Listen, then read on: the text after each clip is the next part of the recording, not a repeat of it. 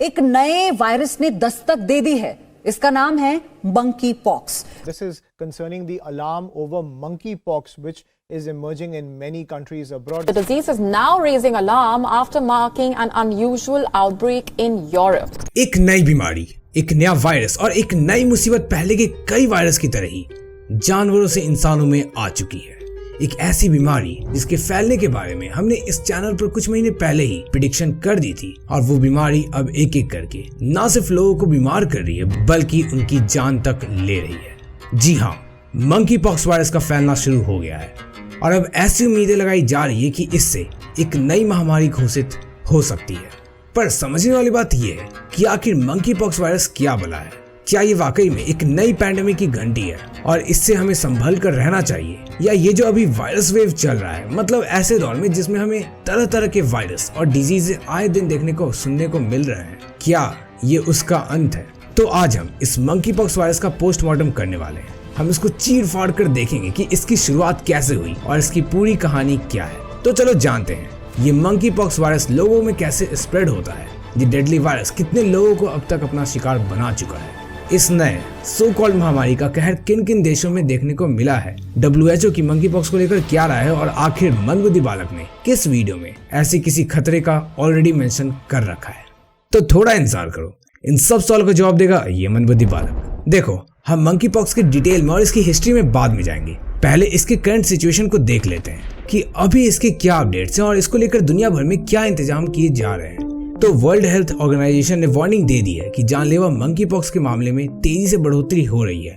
उनका कहना है कि ये बीमारी उन देशों को भी जकड़ रही है जहां उम्मीद नहीं की जा रही थी, और अब हो सकता है कि आप सोचो कि इसके लिए वैक्सीन तो होगी, तो नहीं, इनकी कोई वैक्सीन अभी तक अवेलेबल नहीं है, और इसलिए ऐसा पॉसिबल है कि WHO मंकी पॉक्स के स्प्रेड को कम करने के लिए जल्द ही कोई गाइडलाइंस भी जारी कर दे। वैसे WHO ने बीमारी को लेकर जांच शुरू ऑलरेडी कर दी है, और कुछ आर्टिकल्स के अकॉर्डिंग ऐसा भी कहा जा रहा है कि इस बीमारी के ज्यादातर मामले गे में देखने को मिल रहे हैं। अब गे कौन होते हैं ये आप मुझसे बेहतर जानते होंगे, और नहीं जानते तो हम डिटेल में कभी और जानेंगे, तब तक आप गूगल कर लें। खैर, ये बीमारी अब तक 20 देशों को अपनी चपेट में ले चुकी है और इसका फैलना अभी भी जारी है। तो अब ये जानने से पहले कि ऐसी किसी बीमारी के बारे में हमने इस चैनल पर क्या प्रेडिक्शन करी थी, पहले ये जानते हैं कि मंकी पॉक्स वायरस क्या है और ये कैसे फैलना शुरू हुआ। तो मंकी पॉक्स स्मॉल पॉक्स की बीमारी की तरह ही एक रेयर वायरल इन्फेक्शन है। ये वायरल इन्फेक्शन भी मर्स और बाकी जानलेवा बीमारियों की तरह ही बंदरों से इंसान में आया है। इससे बुखार के साथ साथ शरीर में बड़े बड़े जख्म के धब्बे भी हो जाते हैं, जो देखने में स्मॉल पॉक्स यानी कि चेचक से काफी सिमिलर होते हैं। इसके शुरुआती सिम्टम्स में fever, intense headache, swelling of lymph nodes, back pain, muscle एक और लैक ऑफ एनर्जी शामिल है। वैसे कुछ हफ्तों बाद शरीर पर उगे हुए ये जख्म के धब्बे खुद ही पपड़ी बनकर खत्म भी हो जाते हैं। खैर, इस वायरस का लगातार तेजी से फैलना अब लोगों के दिलों में डर पैदा कर रहा है, और वैज्ञानिक भी इसके इलाज को ढूंढने में तेजी कर रहे हैं। पर सोचने वाली बात यह है कि ये फैलता कैसे है, और आमतौर में वेस्ट अफ्रीका और ट्रॉपिकल रेन फॉरेस्ट एरिया में होने वाला मंकी पॉक्स कैसे अब बाकी देशों में भी अपने पैर पसार रहा है, और क्या ये हमारे लिए परेशानी बन सकता है। तो देखो, रिसर्च में पाया गया है कि जो भी पर्सन किसी के साथ काफी क्लोज और इंटीमेट कांटेक्ट में आए हैं, ये उनके जरिए ही फैल रहा है और ज्यादातर उनमें ही दिखने को मिलता है। खैर, ये तो सिर्फ एक तरीका है। इसके अलावा ये बीमारी रेस्पिरेटरी ड्रॉपलेट्स, बॉडी फ्लूइड्स या कंटेमिनेटेड मटेरियल से कांटेक्ट में आने पर भी एक दूसरे को संक्रमित कर सकता है, और इस वजह से ये कोरोना वायरस की तरह काफी तेजी से एक से दूसरे में फैलता जा रहा है। अब देखो, हमें इस मंकी पॉक्स वायरस की बेसिक डिटेल मालूम चल गई है, पर अब इसके हिस्ट्री पर ध्यान देते हैं कि इन सब की शुरुआत कैसे हुई और इसे मंकी पॉक्स वायरस ही क्यों कहा जाता है। लेकिन उसे जानने से पहले अगर आपने वीडियो को यहाँ तक देख लिया है तो लाइक कर देना। टारगेट है सिर्फ 3000 लाइक्स का। करवाओ, मुझे नहीं पता, बस हो जाने चाहिए। तो साल 1998 में कोपेनहेगन के रिसर्च सेंटर में एक्सपेरिमेंट के लिए बंदर रखे गए और उनमें स्मॉल पॉक्स से मिलते जुलते 2 मामले सामने आए, पर ये डिजीज कुछ डिफरेंट थे। इसके बाद ऐसी ही खबरें चिड़ियाघर से मिलने लगी, पर पहली केस चूंकि बंदर से मिली इसलिए इन्हें मंकी पॉक्स कहा गया। 1968 में भजानकुसु शहर में मंकी पॉक्स डिजीज के काफी सारे मामले आने शुरू हुए। इसमें पेशेंट्स के शरीर में फोड़ा हो गया था, उन्हें बुखार था। ये खबर चौंकाने वाली थी क्योंकि किसी भी मरीज को ये संक्रमण इंसान से नहीं हुआ था, बल्कि सभी मरीज किसी न किसी जानवर से संपर्क में आए थे। इसके बाद 1971 में डेमोक्रेटिक रिपब्लिक ऑफ कॉन्गो को स्मॉल पॉक्स फ्री तो कह दिया गया, पर मंकी पॉक्स अपना पैर वहां जमाए रखा और 2003 में अफ्रीका से बाहर पहला केस देखने को मिला। अमेरिका के विस्कॉन्सिन में 3 साल की बच्ची को पालतू पेरी डॉग ने काट लिया। पेरी डॉग एक तरह के रोडेंट होते हैं। उसके काटे जाने के बाद बच्ची को बुखार हो गया, उसके शरीर पर भी फोड़े आने लग गए। जब पब्लिक हेल्थ डिवीजन को इसके बारे में बताया गया तो उन्होंने इस पर रिसर्च किया और ये मंकी पॉक्स का केस था। पर चूंकि ये उस इलाके का इकलौता मामला था तो उन्होंने अज्यूम कर लिया कि अब ये नहीं फैलेगा। पर हुआ कुछ अलग और इसके सोर्स ट्रेस करने पर यह पता चला कि अप्रैल 2003 में घाना से कुछ जानवर टेक्सास में लाए गए थे और उनमें रोडेंट्स और उसके साथ ही कुछ अन्य जानवर भी थे और इन्हीं जानवरों में से मंकी पॉक्स बाहर के देशों में फैलना शुरू हुआ। अब इससे कई केसेस भी मिलने लगे थे तो कंट्रोल करने के लिए स्मॉल पॉक्स की वैक्सीन लगानी शुरू हुई, जिससे इसे नियंत्रण में कर लिया गया।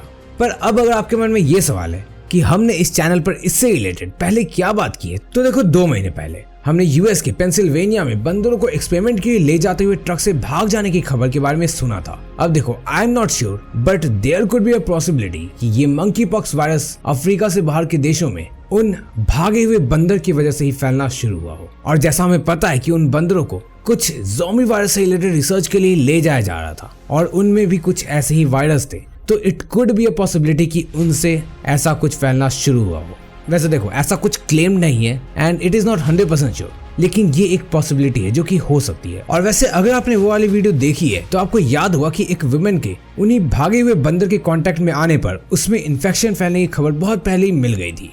पर अब 2 महीने में चूंकि मंकी पॉक्स के काफी ज्यादा केसेस मिलने लग गए हैं तो अब ये एक बहुत बड़ा इशू बन चुका है।